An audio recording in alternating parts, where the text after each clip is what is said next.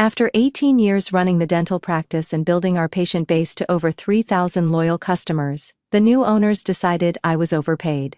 We need to adjust your compensation to industry standards, 30% less with no bonuses, they announced. I teased purely business. I nodded calmly and said I'd need to review the terms. They panicked when, we need to adjust your compensation to industry standards, 30% less with no bonuses moving forward, Melissa announced, her voice crisp and detached as she straightened the papers in front of her. It's purely business, Austin nodded beside her, not quite meeting my eyes. The corporate office has done extensive analysis on administrative compensation. This brings you in line with national averages. I sat across from them in the newly remodeled conference room of Desert Bloom Dental, the practice I'd helped build from the ground up. The walls had recently been repainted from our warm southwestern coral to a sterile gray that matched the new corporate branding. I kept my face carefully neutral despite the anger bubbling inside me. I'll need to review the terms carefully, I replied, taking the folder they slid across the table. My voice remained steady, professional, just as it had been during the thousands of patient interactions I'd managed over the past 18 years. Of course, Melissa said with a thin smile, clearly relieved I hadn't made a scene. We'll need your decision by Friday. My name is Barbara Green, and until 3 months ago, I was the office manager of the most successful dental practice in Chandler, Arizona. For nearly 2 decades I'd worked alongside Dr. Franklin Hughes, building Desert Bloom Dental from a struggling 2-chair operation into a thriving practice with 6 treatment rooms and over 3,000 loyal patients. When Dr. Hughes announced his retirement last year, the staff had been nervous but hopeful. He assured us the corporate group buying the practice, Southwest Dental Partners, understood the value of our patient-centered approach. They're keeping the entire team intact, he had promised. They recognize what makes us special. What Dr. Hughes hadn't understood was that corporate dentistry operates differently.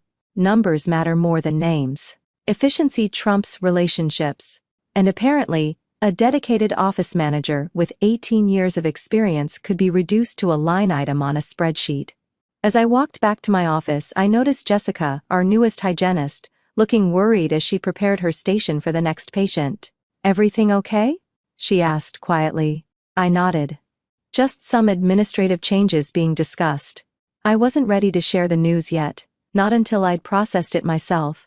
Back at my desk, I opened my drawer and pulled out the business card I'd received 2 weeks earlier at the regional dental conference. Dr. Nathan Fuller had approached me during the lunch break expressing admiration for how Desert Bloom operated. "If you ever consider making a change," he had said, "I'd love to discuss some ideas with you." At the time, I'd politely tucked the card away. Now I picked up my phone and dialed the number. I've never considered myself irreplaceable.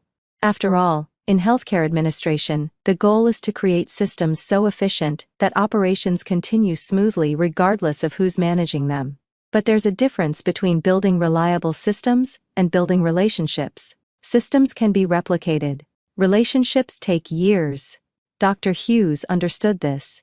From the day he hired me, when I was a 32-year-old single mother with administrative experience but no dental background, he recognized something in me that went beyond my resume. "Barbara," he'd said during my interview, "I can teach anyone about dental procedures and insurance codes. What I can't teach is how to genuinely care about people." Over the years, I'd become more than an office manager. I was the face patients saw when they walked in, the voice that called to check on them after difficult procedures, the person who remembered their children's names and college graduations. I knew which patients needed extra time in the schedule, which ones required billing flexibility during hard times, and which ones would drive across town for their favorite hygienist. When elderly patients couldn't drive, I organized transportation. When families struggled financially, I found ways to work with insurance companies to maximize their benefits. When frightened children came in, I had special toys waiting, and knew exactly which approach would calm their fears. My desk drawer contained 18 years of thank you cards, not addressed to Desert Bloom Dental, but to me personally. Austin and Melissa had been running Desert Bloom for 3 months now.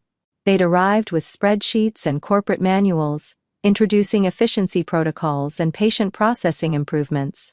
Dr. Hughes had barely cleared out his office before they replaced our comfortable waiting room furniture with sleek, identical chairs that matched their corporate branding. The staff tried to adapt. I tried to explain our community's unique needs. Our Thursday evening hours are essential for our working families, I told them when they suggested cutting those appointments. And Mrs. Wilson always brings homemade cookies for the staff on Fridays. It's been her tradition for 12 years. We appreciate your input, Austin would say before proceeding with whatever change their corporate template dictated. I began noticing the subtle shifts in patient responses, the confused looks when they were rushed through check-in, the disappointed sighs when told certain services were no longer offered, the hesitation when asked to prepay for treatments. Has Dr. Hughes actually retired? Mrs. Peterson had whispered to me last week. This doesn't feel like the same place anymore. I had smiled and assured her we were still committed to excellent care. But walking back to my office after my compensation meeting with Austin and Melissa, I wondered if that was still true, and more importantly, if I could still be part of it. They want to cut my salary by 30%, I explained to Dr. Fuller 3 hours later. We sat in a quiet corner of Wildflower Bread Company away from the lunch crowd. No more performance bonuses either. Dr. Fuller nodded thoughtfully, stirring his iced tea. Unfortunately, that's becoming standard practice when corporate groups acquire independent dental offices. They see administrative staff as an expense to minimize, not an asset to value. At 45, Nathan Fuller had the confident demeanor of someone who knew his worth. He'd spent the past decade working for various dental groups, but had grown increasingly frustrated with corporate dentistry's approach. I've been saving to open my own practice, he continued. Something smaller, more patient-focused, the kind of place where we know every patient by name, not by production value. That sounds like what Desert Bloom used to be, I said, unable to keep the wistfulness from my voice. Exactly. And that's why I wanted to talk with you. He leaned forward. Barbara, I've asked around. Everyone in the Chandler dental community knows you're the one who really built Desert Bloom. Dr. Hughes was an excellent dentist, but you created the experience that kept patients coming back. I felt my cheeks warm at the unexpected praise. We were a team. A team you coordinated, he insisted. I'd like to propose a partnership of sorts. I have the clinical skills and some capital, but I need someone who understands how to build and maintain a thriving practice. He paused, watching my reaction carefully. Someone like you. I blinked, surprised by the directness of his offer. Are you offering me a job? I'm offering you equity, he clarified. 20% ownership in the new practice, with salary comparable to what you were making before the cut. I don't just need an office manager. I need a partner. The idea was simultaneously terrifying and exhilarating. After 18 years of security, the thought of starting fresh made my stomach tighten with anxiety. Yet beneath that fear was something else, something that felt remarkably like hope. I don't know, Dr. Fuller. Starting a new practice from scratch, not from scratch, he interrupted gently. With your experience and community connections. With your understanding of what patients in this area need and want. I stirred my coffee, considering his words. Southwest Dental would see it as direct competition. His smile contained a hint of challenge. They should. On the drive back to Desert Bloom, my mind raced with possibilities and concerns. The practical side of me listed all the reasons to simply accept the pay cut. Job security, familiar surroundings, no disruption to my comfortable routine. I was 50 years old. Was this really the time to take such a risk? Yet as I pulled into the parking lot and saw the new corporate signage that had replaced our familiar Desert Bloom logo, something hardened inside me. This wasn't just about money. It was about 18 years of dedication being reduced to a line item on a corporate balance sheet. My phone buzzed with a text from Dr. Fuller. No pressure, but the vacant office space next to Desert Bloom just became available. Perfect location. Just saying. I couldn't help but laugh at the audacity and the perfect poetic justice of his suggestion. You're considering what? My daughter Catherine stared at me across our kitchen table, her fork suspended midway to her mouth. At 28, she had inherited my practicality and caution, which made her reaction to my news entirely predictable. Opening a new dental practice with Dr. Fuller, I repeated, trying to sound more confident than I felt. As a partner, not just an employee. Mom, you've worked at Desert Bloom for nearly 2 decades. You're talking about competing directly against your former employer. Isn't that, I don't know, risky? I poured more iced tea into our glasses, buying time to organize my thoughts. Our Sunday dinners had always been a safe space for honest conversation, and I needed that now more than ever. It's definitely risky, I acknowledged. But staying at Desert Bloom means accepting that my 18 years of service are worth 30% less than they were 3 months ago. Catherine's expression softened. I get that it's insulting, but starting a business at 50, next door to your current workplace, that seems extreme, even for you. I smiled wryly. Even for predictable. Play it safe, Barbara? You know what I mean? She reached across the table and squeezed my hand. I just don't want to see you get hurt professionally or financially. Her concern was valid. I'd spent my adult life making careful, measured decisions. After her father left when she was 6, I'd prioritized stability above all else. Our modest home was nearly paid off. My retirement account was growing steadily. I'd established a comfortable, if not exciting life. I've been doing some research, I said, pulling a folder from the sideboard drawer. Dr. Fuller has excellent credentials and a solid reputation. The location is perfect.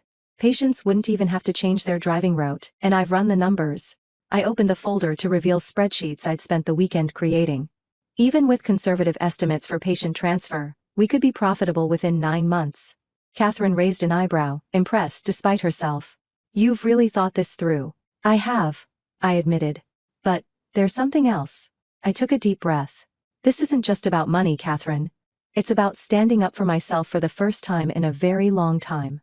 The following morning, I requested a meeting with Austin and Melissa. They seemed surprised by my calm demeanor as I settled into a chair across from them. I've reviewed your compensation adjustment proposal. I began using their corporate terminology. Unfortunately, I won't be accepting the new terms. Austin's relief was visible. I'm glad you're being reasonable, Barbara. The transition will be much smoother with your cooperation. I think you misunderstand, I interrupted gently. I'm not accepting the terms because I'm resigning. The stunned silence that followed gave me a small, satisfying glimpse of what was to come. Resigning? Melissa recovered first. Where would you go? You've been here your entire career. I'll be helping establish a new dental practice, I replied simply. Austin's expression darkened. Barbara, I remind you that your employment contract includes a non-compete clause. I smiled, feeling oddly liberated. I reviewed that with an attorney yesterday. The clause was in Dr. Hughes's original contract, but the terms weren't transferred properly when Southwest Dental took over. It's unenforceable. This wasn't entirely accurate. There was some legal gray area. But the momentary panic on their faces was worth the small deception. You can't seriously be considering competing against us, Melissa said. After everything this practice has done for you, everything this practice has done for me, I repeated, my voice finally betraying a hint of the anger I'd been suppressing. I built this practice. I'm not competing against Desert Bloom. I'm reclaiming what I helped create. As I stood to leave, Austin's voice took on a threatening edge. The corporate office won't take this lightly. They have resources you can't imagine. I paused at the door. And I have relationships you can't replace. The next 3 weeks passed in a whirlwind of activity. I worked my notice period at Desert Bloom with scrupulous professionalism, training my replacement, a nervous 24-year-old named Jennifer with a business degree but no dental experience, while simultaneously helping Dr. Fuller secure the lease on the adjacent office space. The irony wasn't lost on me. During the day, I maintained Desert Bloom's scheduling system and patient records. In the evenings, I designed a competing system for what would become Sunridge Family Dental. Do you think they suspect anything? Dr. Fuller asked one night as we reviewed floor plans for the new space. They know I'm leaving to work with another dental practice, I replied. They just don't know where yet.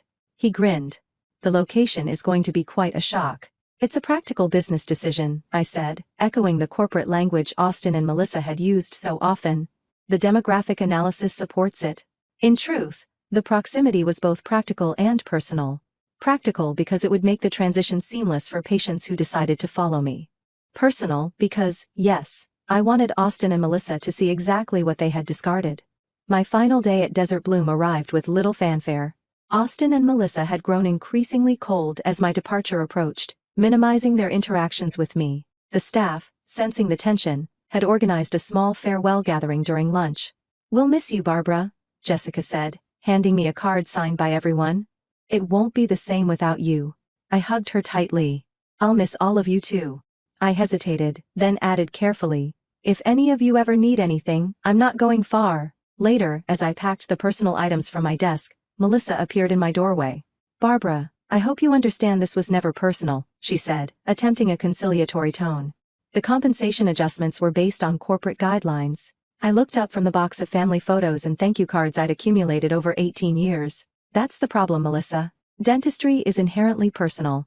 These aren't just patient files. They're people who've trusted us with their health, their fears, and their families for years. She sighed.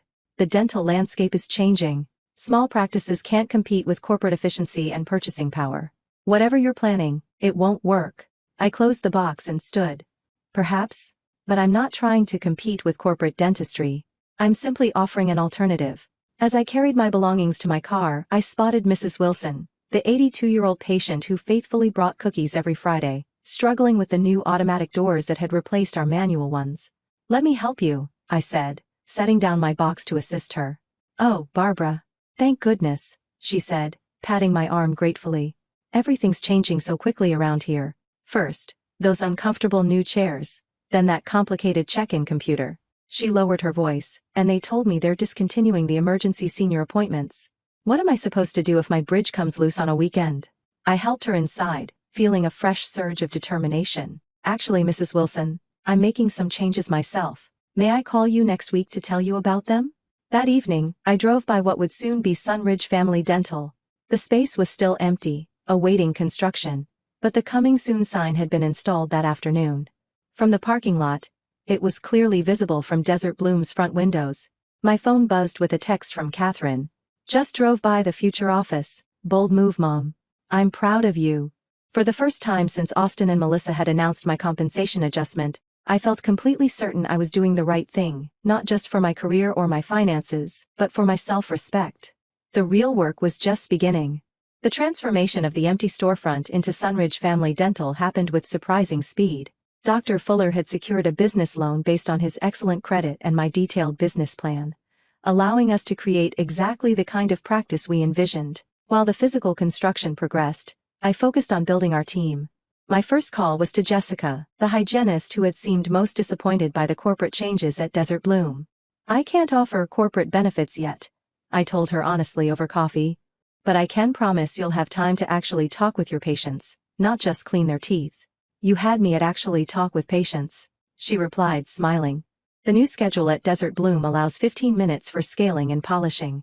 15 minutes. It's impossible. Within 2 weeks, I'd recruited Jessica and 2 other staff members from Desert Bloom. I tried not to feel guilty about it. I wasn't actively poaching, just presenting options to people who seemed unhappy with the new management. The real challenge was approaching patients. Ethically and legally, I couldn't access Desert Bloom's patient records or directly solicit their clients. But there was nothing preventing patients who knew me from reaching out once they heard about my new venture. And in Chandler, Arizona, news traveled fast. Barbara, I saw the sign next door. Mrs. Peterson exclaimed when she called my personal cell phone. Are you really opening a new dental office with Dr. Fuller right next to Desert Bloom? We are, I confirmed. Our grand opening is next month. Well, count me in. When that nice young girl at the front desk told me you'd left, I nearly cried. It's not the same without you. She paused. Can you transfer my records from Desert Bloom? You'll need to request that yourself, I explained carefully. But we'd be happy to help you with the process when you come in. Similar conversations happened dozens of times over the following weeks. I was careful never to initiate contact with Desert Bloom patients, but I didn't discourage the calls that came my way through personal connections and word of mouth. 2 days before our grand opening, Austin appeared at the construction site, his expression thunderous. This is how you repay Desert Bloom's investment in you, he demanded, gesturing at the newly installed Sunridge Family Dental sign. By opening a competing practice literally next door, I set down the box of office supplies I'd been carrying. I don't owe Desert Bloom anything, Austin. I gave that practice 18 years of dedicated service, and now you're trying to destroy it. We've already had 68 patients request records transfers. 68. His face had turned an alarming shade of red. The corporate office is furious. A small, petty part of me wanted to smile at this confirmation that our strategy was working. Instead, I kept my expression neutral. Patients have choices, Austin. That's how the free market works, isn't it? Isn't that what you explained when you cut my compensation by 30%? He stepped closer, lowering his voice. This isn't over. Southwest Dental has attorneys on retainer who specialize in cases like this. Cases like what, exactly? Dr. Fuller appeared behind me, his tall frame imposing despite his relaxed tone. A dental practice opening in a commercially zoned area. Patients exercising their right to choose their healthcare providers. Nothing illegal about that. Austin's gaze shifted between us. You've made a powerful enemy, he said finally. As he stalked away, Dr. Fuller turned to me with raised eyebrows. 68 patients already? That's impressive. It's just the beginning, I replied, watching Austin's retreating figure. The real test comes next week. I wondered if Austin and Melissa were finally beginning to understand exactly what and who they had undervalued. Opening day at Sunridge Family Dental exceeded even my most optimistic projections.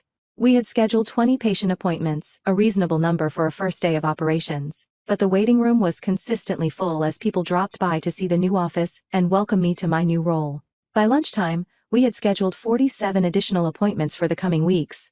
By day's end, that number had risen to 83. This is unprecedented, Dr. Fuller said as we reviewed the day's numbers. I've never seen a new practice generate this kind of immediate response. I smiled, thinking of the 18 years of relationships that had created this moment. It's not about the practice. It's about trust. From my new office I could see directly into Desert Bloom's waiting room, now conspicuously empty. Throughout the day, I'd spotted Melissa watching our bustling reception area, her expression growing increasingly concerned. At 5 p.m., Jennifer, my replacement at Desert Bloom, appeared at our front desk looking nervous. Hi Barbara, she said hesitantly. I was wondering, do you need another administrative assistant? They're talking about letting me go. Apparently the patient's schedule is underperforming expectations. I felt a twinge of sympathy for her. 3 weeks into the job? She nodded miserably. Austin says it's my fault for not maintaining patient retention, but they keep changing the systems and cutting appointment times. Mrs. Wilson yelled at me yesterday when I told her we couldn't accommodate her emergency visit. I thought for a moment. We hadn't budgeted for additional administrative staff yet, but Jennifer deserved better than being scapegoated for Austin and Melissa's failures. We can start you part-time, I offered, with the possibility of full-time as we grow. The relief on her face made any financial strain worth it. Thank you, Barbara. I promise I'll work hard. As Jennifer left, Jessica approached with another stack of records transfer requests. 39 more today, she reported. At this rate, we'll have half of Desert Bloom's patients by the end of the month. I picked up the stack, each form representing a person who had chosen to follow me, rather than remain with the practice that had decided I was expendable. It's not about revenge, I said, though the satisfaction I felt suggested otherwise. It's about building something better. But watching Melissa's frustrated expression through the window, I couldn't deny the sweet sense of justice unfolding. 6 months after Sunridge Family Dental opened its doors, we had exceeded every benchmark in our business plan. What had begun as a risky venture had transformed into a thriving practice with over 2,000 patients, more than 2/3 of them transferred from Desert Bloom. The impact on our neighbor was impossible to ignore. Through the dental community grapevine we heard that Southwest Dental Partners was considering selling the underperforming location. Austin had already been reassigned to another practice in Phoenix, and Melissa was desperately trying to rebuild patient relationships that had deteriorated under her management. They're offering significant discounts to prevent more patients from leaving, Dr. Fuller mentioned one morning, as we reviewed our weekly schedule. Apparently corporate isn't happy with the quarterly numbers. I nodded, unsurprised. Discounts won't solve their fundamental problem. Patients don't want to be processed like products on an assembly line. The difference between our approaches was evident in every aspect of our operations. While Desert Bloom now rushed patients through abbreviated appointments, we maintained comfortable scheduling that allowed for genuine interaction. Where they emphasized efficiency metrics, we focused on patient satisfaction and health outcomes. Mrs. Wilson now brought her famous cookies to Sunridge every Friday, and we had reinstated the emergency senior appointments that had meant so much to our older patients. The waiting room featured comfortable southwestern decor, reminiscent of the original Desert Bloom, before corporate rebranding had stripped away its warmth and character. One Tuesday afternoon, I looked up from my desk to see Melissa standing uncertainly in my office doorway. "Do you have a minute?" she asked, her usual confidence noticeably absent. "Of course," I replied, gesturing to the chair across from me. She sat down, hands fidgeting in her lap. "I wanted to ask, how did you do it? How did you build such patient loyalty?" The question seemed sincere, almost desperate. 18 years of treating people like people, not profit centers. I answered honestly. There's no corporate template for that. Melissa nodded slowly. I'm being transferred next week. The regional manager said Desert Bloom's performance decline is unprecedented in the company's history. I could have responded with satisfaction or smugness, but seeing her genuine distress, I felt an unexpected pang of empathy. I'm sorry it didn't work out. Don't be, she said, rising to leave. You proved your point. I just wish we had recognized your value before it was too late. As she walked away, I realized that the victory I'd been savoring wasn't about seeing Desert Bloom struggle. It was about creating a practice where both patients and staff could thrive. The revenge I'd sought had transformed into something more meaningful, validation. Over dinner that night, Catherine studied me with curious eyes. You seem different, Mom. Happier. I considered this as I refilled our water glasses. I am. For years I defined myself by my loyalty to Desert Bloom. When that wasn't valued, I thought I'd lost part of my identity. I smiled, feeling the truth of my next words. But it turns out I didn't lose anything. I found something better, my own voice.